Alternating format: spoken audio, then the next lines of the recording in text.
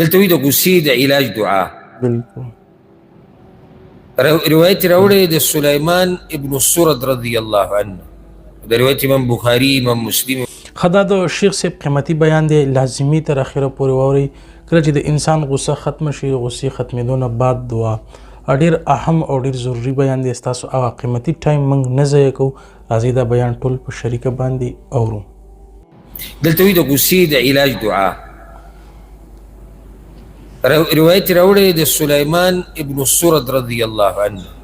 د روایت امام بخاری، امام مسلم، امام ترمذی، امام ابو داود، امام حاکم ټول راوړی. هغه وایي چې استب رجلان عند النبي صلی الله علیه وسلم ونحن عنده جلوس.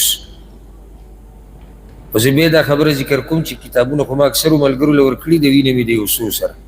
نو چې هغه هسې المارو کې پراته دي هغه م راوړئ چې له نور ترې فایده اخلي. که چا سره م کتاب کور کې پروت وي او فایده ترې نه اخلي، نو برای مهرباني په روان درس کې واپس راوړئ چې دا کم ملګري ترې فایده اخیسته غواړي چې هغه ترې فایده واخلي. ځکه کله چې کتاب تقسیمیږي هر ځای کې په هر سړي دا شوق چې ما ته میلاو شو، ما ته ته ترې فایده اخلي که نه کمرې له وړي الماري له کې وړي، مونږ سره هم په المارۍ کې پروت دي. چا له به ورکړو چې هغه به ترې فایده واخلي، هغه به یاد کړي، هغه به پکې سوچ وکړي، هغه به فکر وکړي. نو کتاب هغه چا له ورکړي چې هغه ترې فایده اخلي. هسې ځان سره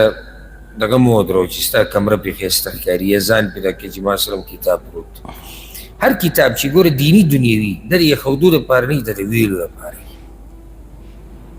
او ځکه چې د چا خوا له ورشي که نه، که هغه دیني شخصیت وي او که هغه دنیوي، او د ده په کتابونو باندې دې دوړې ولیدې که نه،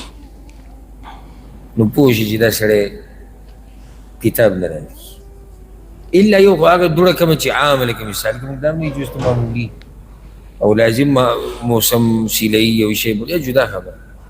خو داسې دوړې چې بلکل دې پته لګي چې ته یې راولې او پوکي ورکړې. کتابونه دې دپاره نه وي، کتابونه لوستلو دپاره. او بیا د افسوس خبره ده، د عام کتابونه خو پرېږده، داسې پکې ډېر دي، لږ نه یم، داسې پکې ډېر دي چې قرآن ورسره پروت دی او پکې دوړه پرته ده. د ګاډي په سویچ بورډ کې پروت دی، کور کې په المارۍ کې بره پروت دی. نو کتاب خلک د یادولو دپاره اخلي، د سوچ او د فکر او مطالعې دپاره. وایي چې دوو کسانو د رسول صلی الله علیه وسلم په خوا کې د یو بل سره جګړه وکړه، استبه یو بل ته بدې ردې وویې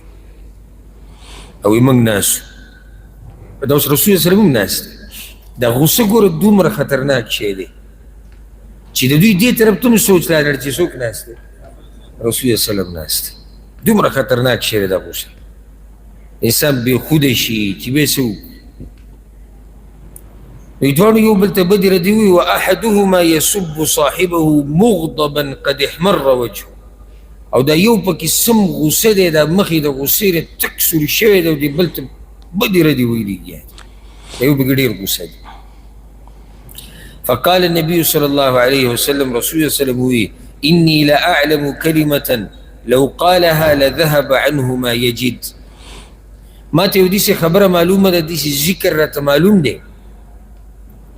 که هغه دې سړي ووایي که نه دا چې پکې ډېر غصه دی،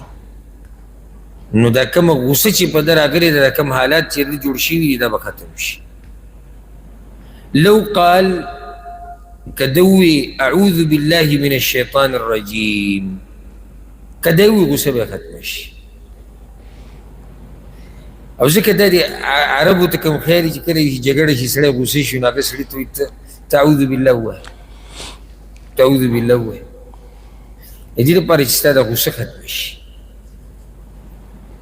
ولې اعوذ بالله من الشیطان الرجیم؟ ولې شیطان؟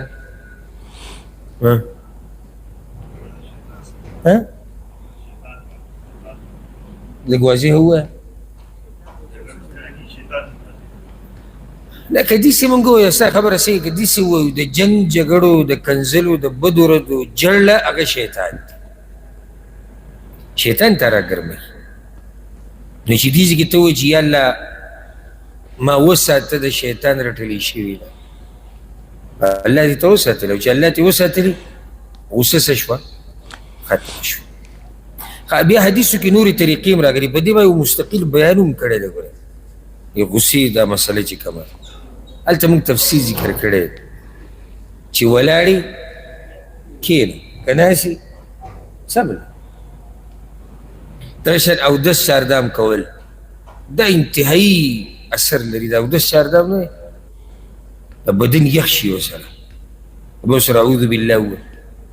یو بله طریقه دا هم ده د غصې د ختمولو چې ته دغه ځینه اوسي دا هم یو طریقه ده نه ته هغه سړي ته ولاړې او ته ګورې غوسه به دې ښه ډېرېږي لکه اوس کور کې زنانه کار وران وکړه ته ورته ولاړې ګوره بهر ته اوسه هغه به هم بیا تا سره راولګي هم غوسه شو بیا موږ پسې ګرځي را ګرځي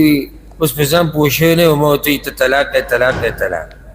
بس پکې راشي بیا دومره احتیاط شروع کړي چې هغه ټکی هم ماته نه وایي یاره بس غوسه شوم چې ښځې ته مې هغه ټکي ووایي کوم ټکي ټکي خو ډېر دي هغه نه دي نو دومره احتیاط ته شروع کړو اوس چې هغه ټکي ماته نه شي ویلی هلته لګیا وي او په 100 کاڼو طلاق یې او 10 پیرې طلاق یې او 3 پیرې طلاق یې اوس یې هغه ټکي هم نه شي ویلی دومره دې ځان داسې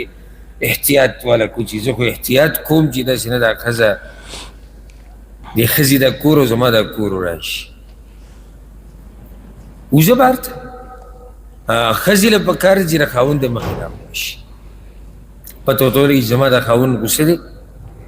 بېجګه خوښ شي بچي له پکار دي چې پلار د مخې نه خوښ شي یو نیمې داسې چې هغه بیا هم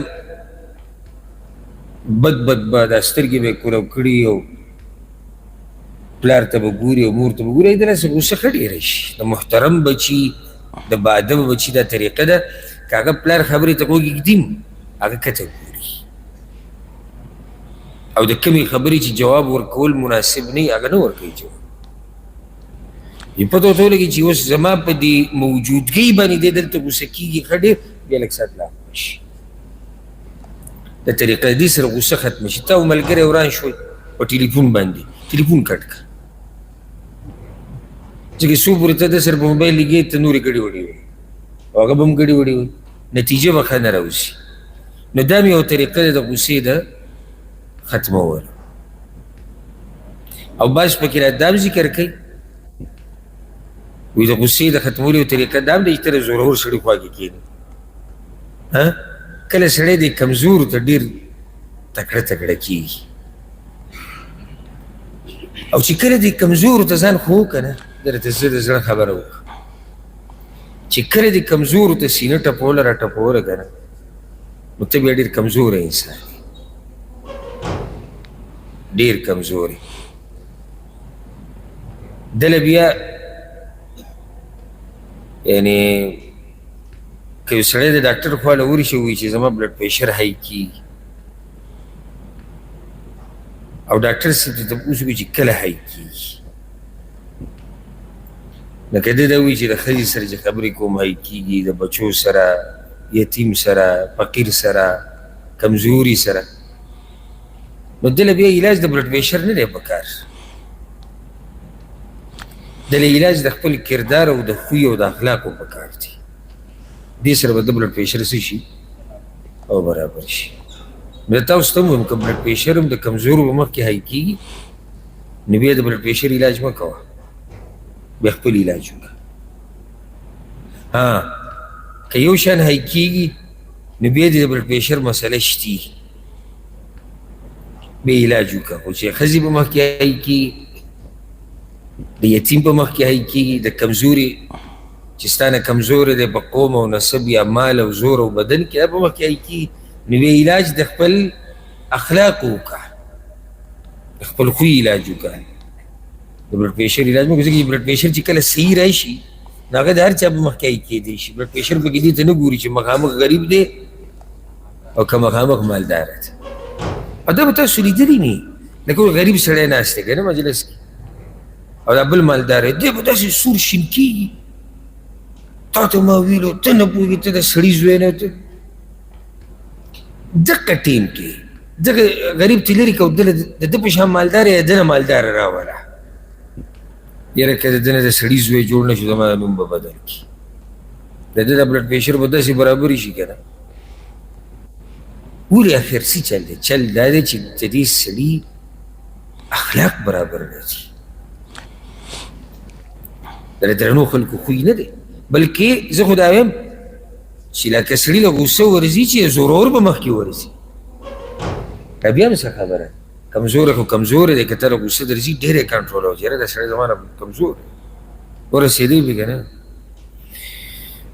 نو دا شرعي طریقې چې کوم حدیث کې راغلي هغه ته ما ذکر کړی، او دغه شان دا بله طریقه چې دا عامه مشهوره تجربې ده چې ته دغه ځي نه وځه سړي سره خبره ختمه کړه په ټلیفون. او په دې کې د اوس ابن الصامت رضی الله عنه چې خپلې ښځې سره خبرې واورېدې که نه، او هغه راغله د رسول وسلم خواله او زما خاوند ما سره زهار کړی دی او ما ته ویلي چې ته په ما حرامه. قصه خو تاسو ته معلومه چې الله ایتونه راولېږل قد سمع الله قول التي تجادل. نو په هغه ټیم کې هغه چې کله قصه کوي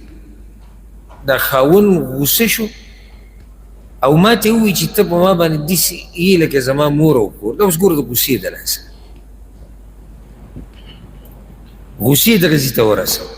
ښه نو بیا یې څه چل وکړو؟ وی بیا لاړ بهر کېناستو، کوم چې ځایونه جوړ شوي په دې محلو کې کلیو کې